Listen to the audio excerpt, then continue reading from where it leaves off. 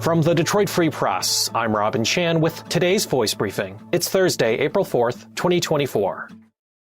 This is Phoebe Wall-Howard, an automotive reporter at the Detroit Free Press. Ford Motor Company is one of many car makers looking for new and creative ways to win new customers and keep the customers they have in an ever more competitive industry. So Ford has decided to take car repairs to the homes and offices of its customers, not just the police station where it can service a whole bunch of police interceptors. This is everyday men and women who may not have childcare or want to leave work to get the fixes done. Everything from a recall repair to changing tires and oil replacement. All sorts of things.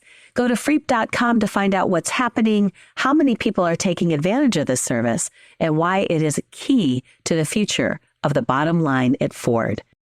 This is Christina Hall with the Detroit Free Press. A Wayne County jury awarded a mother and her 13-year-old son $120 million in a medical malpractice lawsuit against Henry Ford Health System. The family's lawyers contend the boy suffered brain damage when an attending obstetrician and 4 nurses didn't perform a timely cesarean section on his mother. The health system says in a statement it plans to appeal the verdict from late March. The Michigan Health Department is an intervening plaintiff in the lawsuit, filed in 2020. An attorney for Kirsten Drake and her son, K-John, says the state joined the case because of the exorbitant cost it has incurred for medical care for the boy.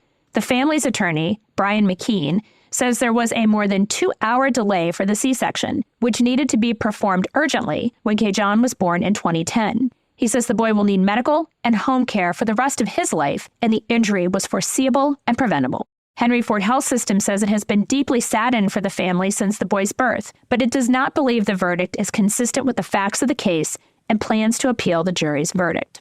Attorneys for the Drakes say the mother, then 20, arrived at Henry Ford Hospital in Detroit at term, but not near delivery. In a court filing, they say she was more than 39 weeks along in her pregnancy, that her son was well oxygenated and had not suffered brain damage when she arrived at the hospital. Sometime after she was admitted, the fetal monitor indicated, quote, non-reassuring fetal heart tones, end quote, and a C-section was called for. But the procedure was delayed more than 2 hours, and the boy suffered severe asphyxiation, resulting in cerebral palsy and permanent brain damage. He has a seizure disorder, is nonverbal, needs to wear leg braces, uses a wheelchair, and is completely dependent on his mother and grandmother.